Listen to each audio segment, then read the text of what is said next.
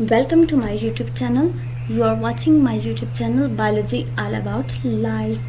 Today students, आज हम chapter number 15 homeostasis का टॉपिक एक्सक्रीशन पढ़ने जा रहे हैं और सबसे पहले हम देखेंगे कि एक्सक्रीशन की डेफिनेशन क्या है।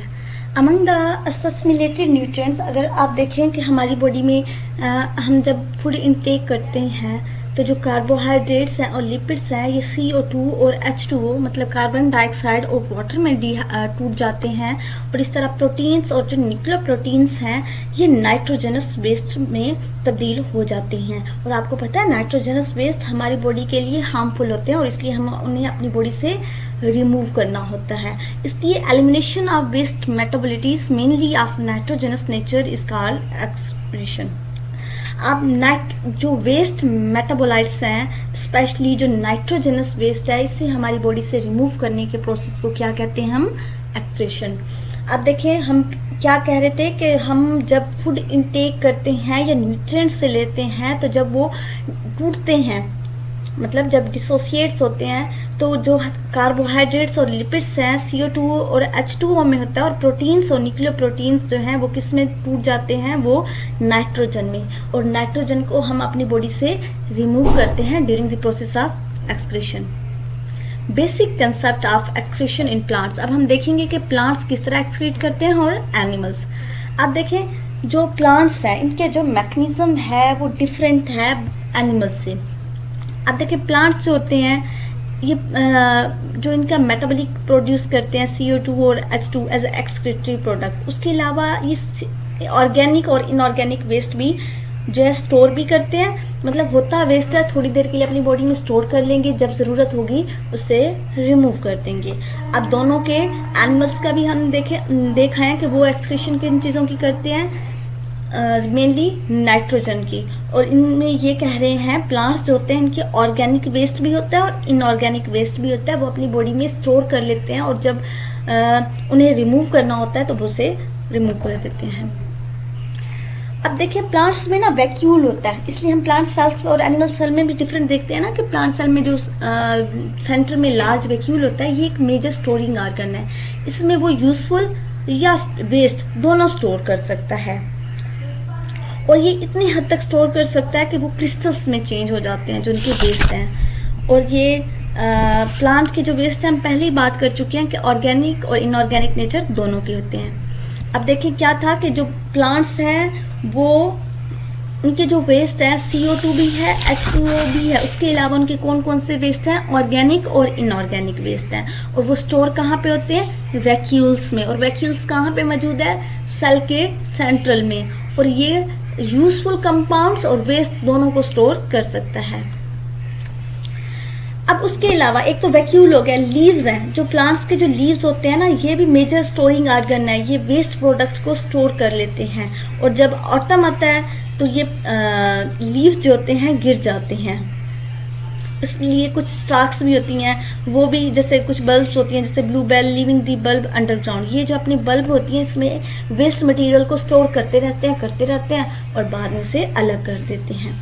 तो पहला क्या कि सेंट्रल वैक्यूल में भी उनका स्टोर होता रहता है। फिर उन्होंने कहा कि इनके जो ऑर्गन लीव्स हैं मेजर जो इनके बॉडी ऑर्गन्स हैं प्लांट्स के, उनमें भी स्टोर होती रहते हैं वेस्ट। और जब ये वेस्ट ऑटम सीजन आता है तो ये लीव्स गिर जाते हैं और साथ वो जो वेस्ट स्टोर होते हैं वो भी उनकी बॉडी से अलग हो जाते हैं।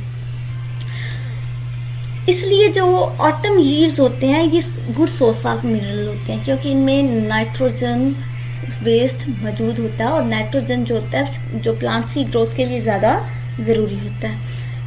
और इसी सीजन में जो प्लांट्स होते हैं अपने जो वेस्ट है उनसे छुटकारा पाते हैं और इसी वजह से लीव्स को क्या कहा जाता है? एक्सक्रीटोफोर। अब लीव्स के जरिए भी फिर जो प्लांट्स होते हैं वो एक्सक्रीशन करते हैं। अब कैटाबॉलिज्म ऑफ एमिनो एसिड हम बात कर चुके हैं कि जो मेजर हम बात कर रहे हैं ना एक्सक्रीटरी प्रोडक्ट है वो नाइट्रोजन है। अब नाइट्रोजन को किस तरह से जो अमीनो एसिड में नाइट्रोजन ज्यादा होता है ना तो इसे किस तरह से हम कैटाबोलाइज करते हैं, तोड़ते हैं।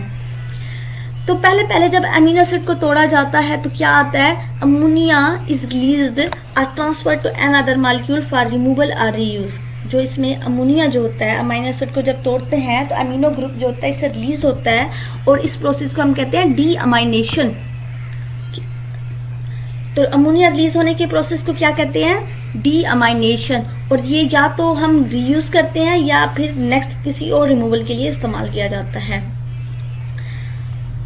अगर ये रिमूव ना करवाया जाए, मतलब या तो ये रीयूज हो जाता है, अगर रीयूज ना हो तो इसे रिमूव करवाना पड़ता है, क्योंकि इसकी जो अगर एक्स्ट्रा बॉडी में, हमारी बॉडी में स्टोर हो जाए तो ये टॉक्सिसिटी काज करता है।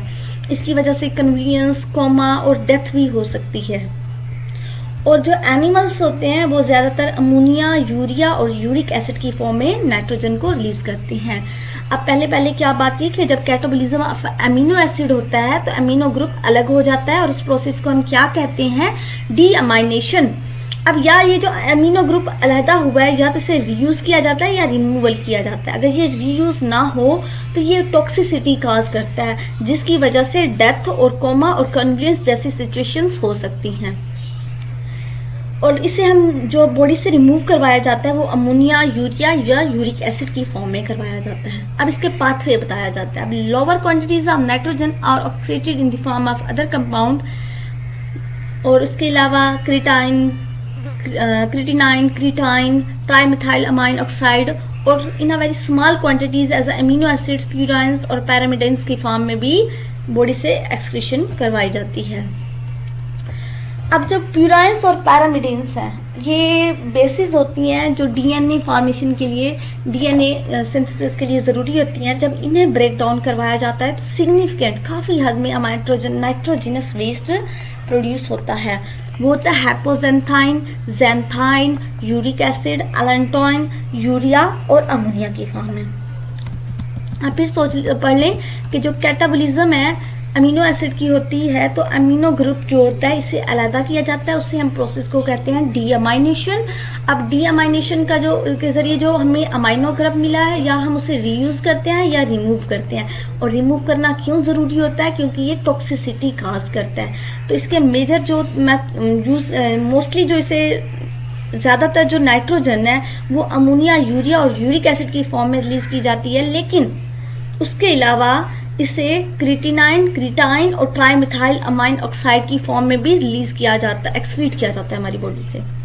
और कुछ अमीनो एसिड, प्यूराइंस और पैरामिडिन्स की फॉर्म में भी बॉडी से एक्सक्रीट की जाती है। अब इसमें डिफरेंट बात से बता रहे हैं कि किस तरीके से हमारी बॉडी से नाइट्रोजन रिमूव होती है, कौन कौन से? अमोनिया, यूरिया और यूरिक एसिड। उसके अलावा मतलब एक्सेस जो अमीनो एसिड है, जो नाइट्रोजनस वेस्ट है, वो अमोनिया, यूरिया और यूरिक एसिड की फॉर्म में। उसके अलावा जो कुछ थोड़ी सी मिकदार में क्रिटाइन और ट्राइमिथाइल अमाइन ऑक्साइड, और in a very small quantity में अमीनो एसिड्स, प्यूराइंस और पैरामिडाइंस की फॉर्म में। जब प्यूराइंस और पैरामिडाइंस को ब्रेक डाउन करवाया जाता है तो हाइपोजेंथाइन, जेंथाइन, यूरिक एसिड, एलेंटोइन, यूरिया और अमोनिया प्रोड्यूस होता है। अब जो लीव्स है, आपने देखा होगा ऑटम में लीव्स का कलर चेंज हो जाता है, तो क्यों होता है? तो क्या इनमें से ये ग्रीन कलर के जो क्लोरोफिल थे वो खत्म हो जाते हैं? ऐसा कुछ भी नहीं होता। ये इनका जो कलर चेंज है वो क्लोरोफिल रिमूव होने की वजह से नहीं जाता।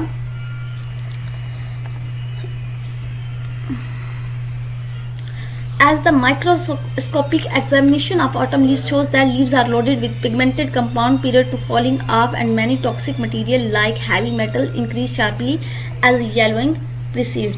इनका जो है टॉक्सिक मटेरियल होने की वजह से कलर चेंज होता है, क्योंकि जब अगर हम इनमें माइक्रोस्कोपिक एग्जामिनेशन किया गया, माइक्रोस्कोप में लीव्स को देखा गया तो उनमें पिगमेंट्स मौजूद थे, लेकिन कलर तब भी चेंज हो चुका था, और वो कलर चेंज टॉक्सिक कंपाउंड होने की वजह से हुआ था, ना कि उनमें से क्लोरोफिल की रिमूवल की वजह से।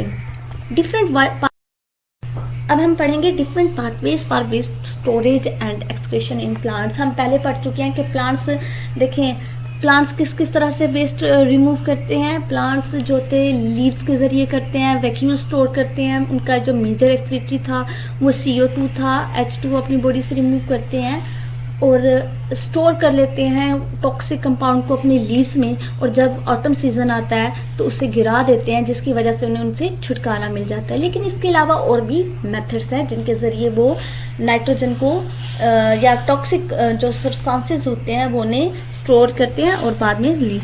अब कुछ जो ट्रीज होते हैं ये अपनी ब्रांचेस जैसे कि ट्रंक में या ओल्ड जाइलम में स्टोर कर लेते हैं जिसका कोई अब यूज नहीं रहता।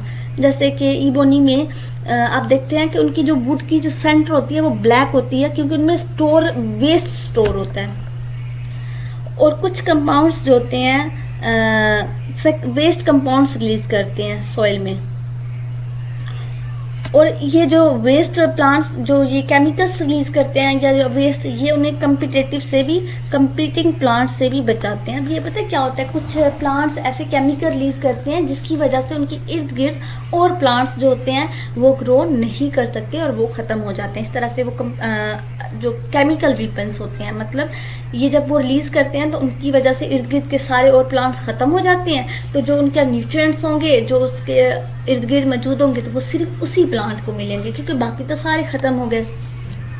अब हम क्या बात करके आए हैं कि एक्सक्रीशन क्या है, mainly of waste of removal of nitrogenous waste mainly, और जो वेस्ट मेटाबोलाइट्स हैं उन्हें रिमूव करने के प्रोसेस को एक्सक्रीशन कहते हैं। एनिमल्स में क्या होता है कि कार्बोहाइड्रेट और लिपिड और प्रोटीन ले रहे हैं ना हम, तो जो लिपिड और कार्बोहाइड्रेट है वो CO2 कार्बन डाइऑक्साइड और वाटर में जो होता है उसमें चेंज हो जाता है, और जो हम प्रोटीन्स हैं और जो न्यूक्लियोप्रोटीन्स हैं वो नाइट्रोजनस वेस्ट रिमूव करती हैं। और नाइट्रोजनस वेस्ट को हम किन किन फॉर्म्स में रिमूव करते हैं, अमोनिया, यूरिया, यूरिक एसिड, उसके अलावा क्रिटाइन, जो एनिमल्स है क्रिटिनाइन, क्रिटाइन, ट्राईमिथाइल अमाइन ऑक्साइड की फॉर्म में रिलीज करते हैं। और उसके अलावा कुछ और भी स्मॉल क्वांटिटीज में जैसे कि पैरामिडीन्स, प्यूराइंस और इनकी फॉर्म में भी रिलीज करती हैं। अब प्लांट्स की अगर हम बात करें तो प्लांट्स क्या करते हैं, या तो वो वैक्यूल में स्टोर करते हैं और फिर आउटसाइड द सेल रिलीज करते रहते हैं, लीव्स में भी स्टोर करते हैं टॉक्सिक वेस्ट को और बाद में